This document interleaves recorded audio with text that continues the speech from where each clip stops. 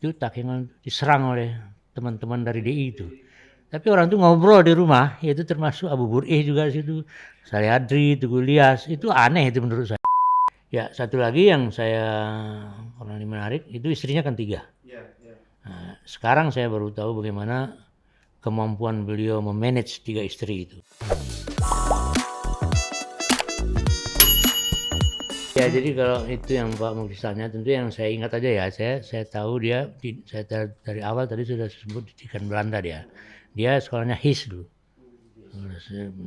tingkat SMA itu kan, di Belanda gitu. Jadi kemudian dia berjuang, ya semacam berjuang kemerdekaan lah, memperjuangkan kemerdekaan. Dan itu masa Jepang, masa Belanda dan masa Jepang.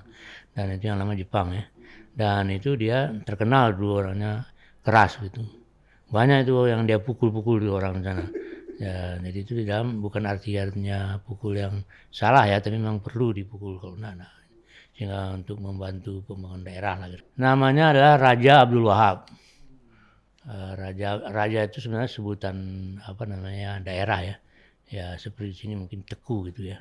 Sebutan Teku. Lahir dia di Takengon dan masa mudanya habis untuk berjuang itu. Dan kemudian dia diangkat sebagai bupati pertama di Aceh Tengah gitu. Aceh Tengah kemudian pindah ke Melabuh.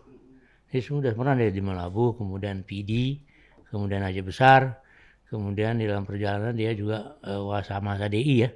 Itu teman-temannya semua DI itu. Dan saya ingat betul tuh, saya di rumah itu datang Abu Berih ya, ke rumah. Itu saya masih sudah menjelang SMA, saya bawa mobil ya. Dan saya antar-antar tuh Abu tuh keliling Takengon tuh. Dia nginap di rumah tuh. Nah, ya sempat. Dan dia pakai kain sarung, pakai itu ya.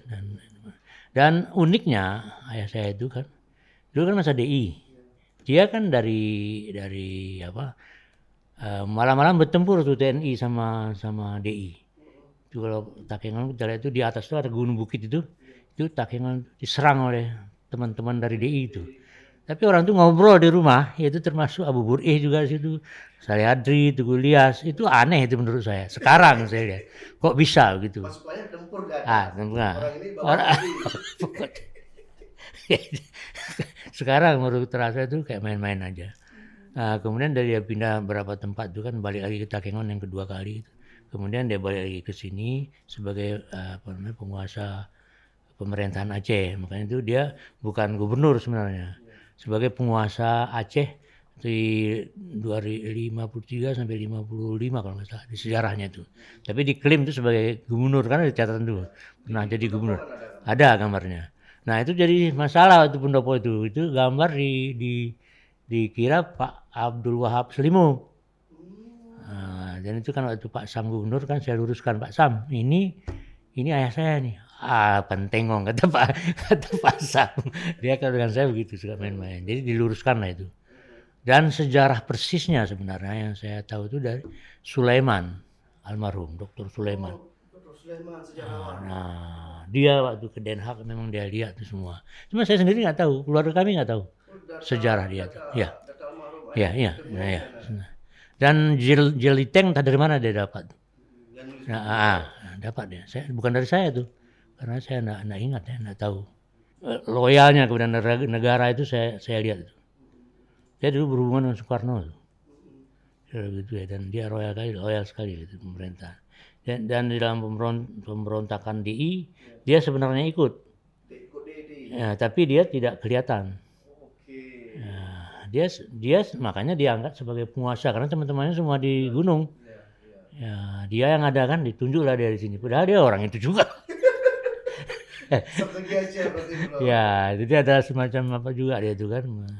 Bohong lah barangkali ya. Tapi untuk keselamatan lah barangkali ya. Dan kalau keluarga barangkali dia mempunyai 3 istri. Jadi saya punya 3 ibu ya.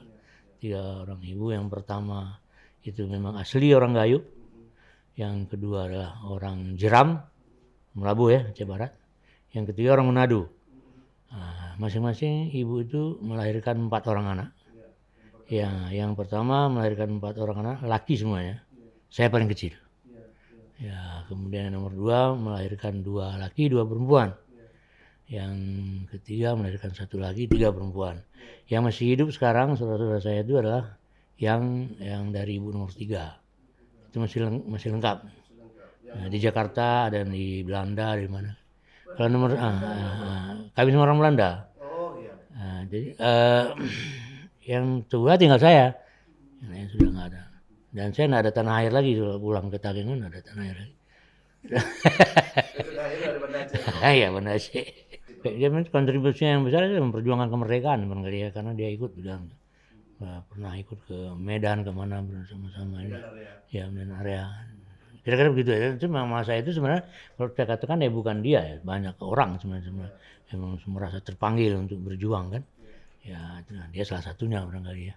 Ya, satu lagi yang saya orang ini menarik itu istrinya kan 3. Iya. Nah, sekarang saya baru tahu bagaimana kemampuan beliau memanage 3 istri itu dan keluarga itu, sehingga tidak ada semacam terutama kami anak-anaknya rukun dan damai gitu, merasa bersaudara bener ya. Dan saya tinggal dulu dengan ibu nomor 3. Ya kan, sekarang begitu kita. Sekarang baru saya bagaimana manajemennya gitu ya. Tapi sudah terlambat ini kan, kita mau tambah juga nih. Nah, Bagaimana manajemennya? nah itu perlu, itu satu pertanyaan. Biasa. Apa jawabannya? Bagaimana manajemen kok bisa mengelola? Ya nggak bisa saya jawab, dia nggak ada lagi. Waktu dia hidup belum, nggak sempat saya tanya gitu. Cuma sekarang saya lihat ya kok bisa. Yang saya tahu dari ibu saya, dia cerita ketika dia mau kawin lagi, dia kasih tahu sama ibu saya. Ya ibu saya bilang boleh, dan yang untuk kawin yang ketiga memang beliau sarankan. Ibu saya buta huruf, bahasa Indonesia nggak bisa, apalagi nulis apalagi baca kan.